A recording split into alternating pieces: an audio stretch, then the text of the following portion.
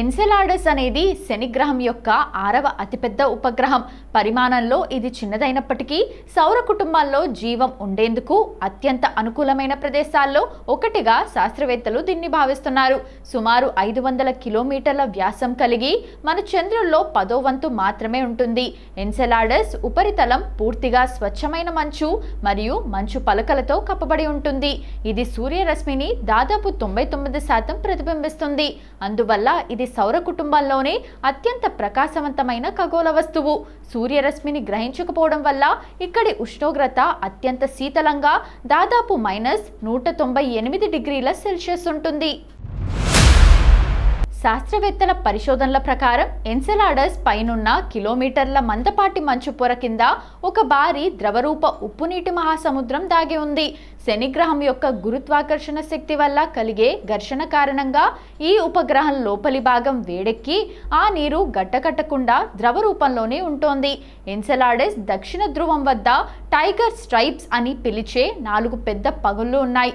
ఈ పగుళ్ల గుండా లోపలి సముద్రపు నీరు, నీటి ఆవిరి, మంచు ముక్కలు మరియు వాయువులు గంటకు 1200 కిలోమీటర్ల వేగంతో అంతరిక్షంలోకి చిమ్ముతుంటాయి. వీటిని క్రయోవోల్కనోస్ లేదా మంచు అగ్నిపర్వతాలు అంటారు. ఈ విధంగా బయటకు వచ్చే మంచు ముక్కల వల్లే శని గ్రహం చుట్టూ ఉన్న ఈ రింగ్ ఏర్పడింది. నాసా యొక్క కాసినీ వ్యోమనౌక ఈ అంతరిక్ష గీజర్ల గుండా ప్రయాణించి ఆ నీటిని విశ్లేషించింది. అందులో జీవం ఆవిర్భవించడానికి అవసరమైన ప్రాథమిక మూలకాలు దొరికాయి. భూమిపై సముద్రాల్లాంటి రసాయన నిర్మాణాన్ని కలిగి ఉంది.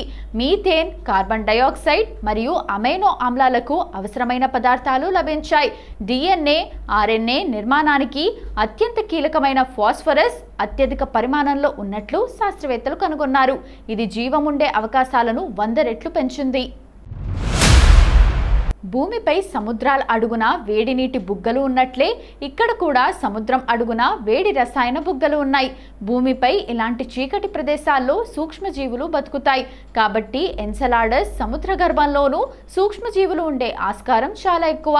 ఎన్సెలాడస్ పై పరిశోధనలకు భూమిపై రంధ్రాలు చేయాల్సిన అవసరం లేదు. అంతరిక్షంలోకి చిమ్మే నీటిని సేకరిస్తే చాలు. అందుకే యూరోపియన్ స్పేస్ ఏజెన్సీ మరియు నాసా కలిసి రాబోయే దశాబ్దాల్లో ఎన్సెలాడస్ పైకి ప్రత్యేక మిషన్లను పంపడానికి ప్రణాళికలు సిద్ధం చేస్తున్నాయి. ఒకవేళ సౌర కుటుంబంలో భూమి కాకుండా మరెక్కడైనా జీవం దొరికితే అది మొదట ఎన్సెలాడస్ పైనే అయ్యే అవకాశం ఉందని శాస్త్రవేత్తలు బలంగా నమ్ముతున్నారు.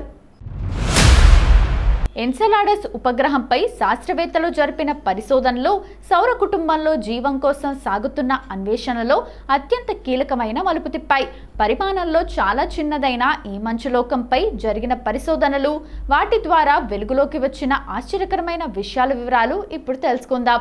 వాయేజర్ 1 మరియు వాయేజర్ 2 ఈ వ్యోమనౌకలు శని గ్రహం మీదుగా వెళ్తున్నప్పుడు ఎన్సెలాడస్ను మొదటిసారి దగ్గరగా ఫోటోలు తీశాయి.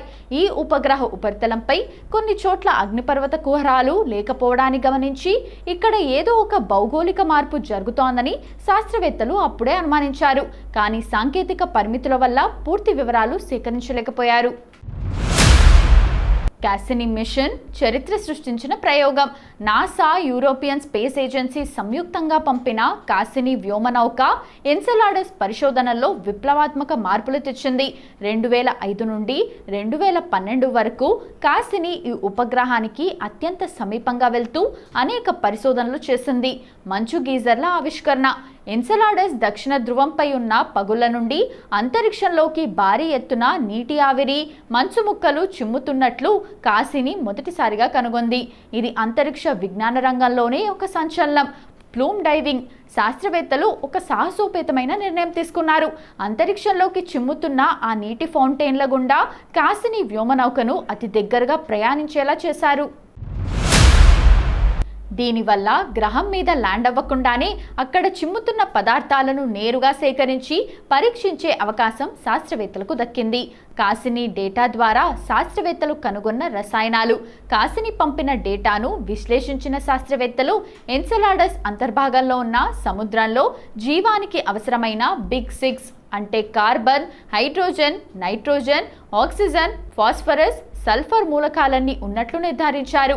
హైడ్రోజన్ వాయువు సముద్రం అడుగున వేడి నీటి బుగ్గలు ఉన్నాయని, అక్కడ రసాయన చర్యల వల్ల హైడ్రోజన్ విడుదలవుతుందని కనుగొన్నారు. భూమిపై సముద్రాల అడుగున ఉండే ఇలాంటి బుగ్గల వద్దే మొదటి జీవం పుట్టిందని నమ్ముతారు. ఫాస్ఫరస్ గుర్తింపు. శాస్త్రవేత్తలు కాసిని డేటాను సుదీర్ఘకాలం విశ్లేషించి ఎన్సెలాడస్ సముద్రపు నీటిలో ఫాస్ఫరస్ సమ్మేళనాలు సమృద్ధిగా ఉన్నాయని కనుగొన్నారు. DNA, RNA మరియు కణాల శక్తికి ఫాస్ఫరస్ అత్యంత ముఖ్యం.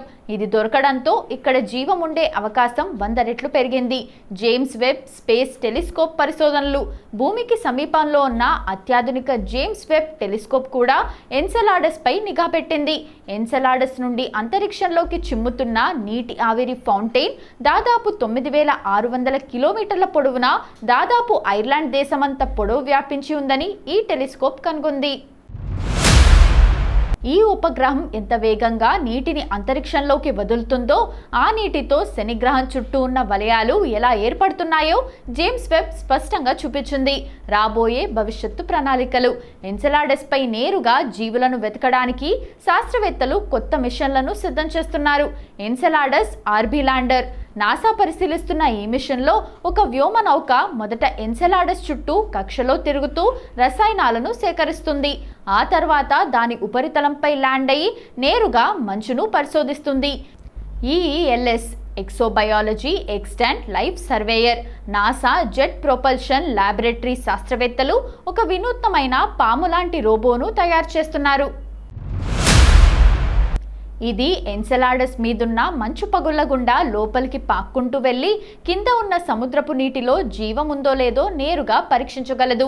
ఎన్సెలాడస్ ఉపగ్రహం మీద కూడా మనుషులు నేరుగా ఎలాంటి రక్షణ లేకుండా బతకడం అసాధ్యం. అయితే టైటాన్ ఉపగ్రహంతో పోలిస్తే ఎన్సెలాడస్ మీద మానవ మనుగడ మరింత కష్టతరమైనది మరియు సవాల్తో కూడుకున్నది. టైటాన్ లాగా దీనికి దట్టమైన వాతావరణం లేదు. దీనివల్ల ఇక్కడ అంతరిక్ష పీడనం ఉంటుంది. స్పేస్ సూట్ లేకపోతే మనిషి శరీరం లోపలి ఒత్తిడి తట్టుకోలేక అంతర్గత అవయవాలు దెబ్బతింటాయి. అలాగే శ్వాస తీసుకోవడానికి ఆక్సిజన్ అస్సలు ఉండదు.